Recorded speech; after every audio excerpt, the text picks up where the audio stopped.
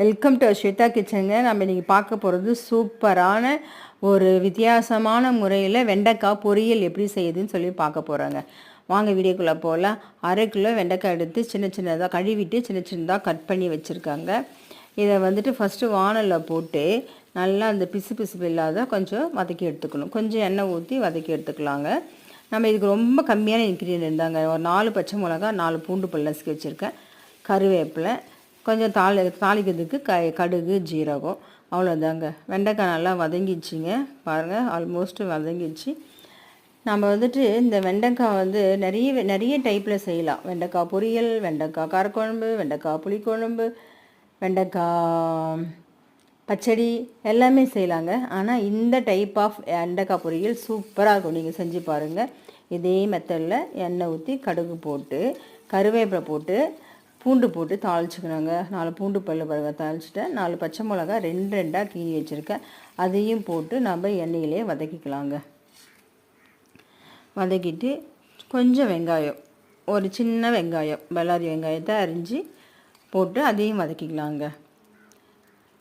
வதக்கின பிற்பாடு நம்ம வதக்கி வச்சோம் இல்லைங்களா வெண்டைக்காய், அந்த வெண்டைக்காவை இதில் ஆட் பண்ணிடலாம்.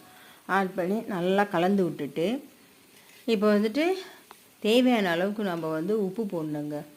வெண்டைக்காய் வந்துட்டு இதுலேயே வந்துட்டு நம்ம முட்டை போட்டு கூட செய்யலாம். இன்னொரு முறை நான் முட்டை போட்டு செஞ்சு காட்டுறேன்.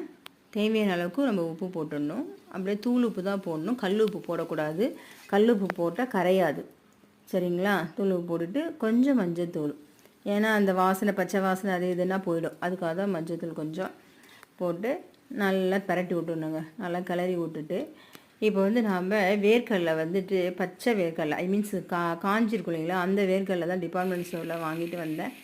அதை வறுத்து கொஞ்சம் பொடி பண்ணி இந்த வெண்டைக்காய் கூட போட்டுக்கணும். போட்டு நல்லா கிளறி விட்டுக்கணும். அவ்வளோதாங்க. வெண்டைக்காய் பொரியல் சூப்பராக இருக்குங்க, செம டேஸ்ட்டுங்க. நீங்களும் இதே மாதிரி செஞ்சு பாருங்கள். நான் சாப்பிட்டு பார்த்துட்டு தான் சொல்கிறேன். இந்த வீடியோ உங்களுக்கு பிடிச்சிருக்கும் நம்புகிறேன். வியூவர்ஸ், லைக் பண்ணுங்கள், ஷேர் பண்ணுங்கள், கமெண்ட் பண்ணுங்கள், சப்ஸ்கிரைப் பண்ணுங்கள்.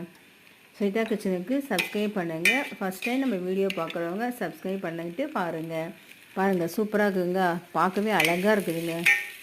நான் வந்து இன்றைக்கி கருவாட்டு குழம்பும் வெண்டைக்காய் பொரியல் தாங்க செஞ்சேன். சூப்பராக செமையாக இருக்குங்க. நீங்கள் கிள்ளி போட்ட சாம்பாருக்கு, ரசத்துக்கு, எல்லாத்துக்குமே இது வச்சு சாப்பிட்லாங்க. தேங்க்யூ. நீங்களும் இதே மாதிரி செஞ்சு பாருங்கள். செமையாக இருக்குங்க, சூப்பராக இருக்குங்க. செமையாக இருக்குங்க பாருங்கள். ஸ்வேதா கிச்சனுக்கு லைக் போடுங்க.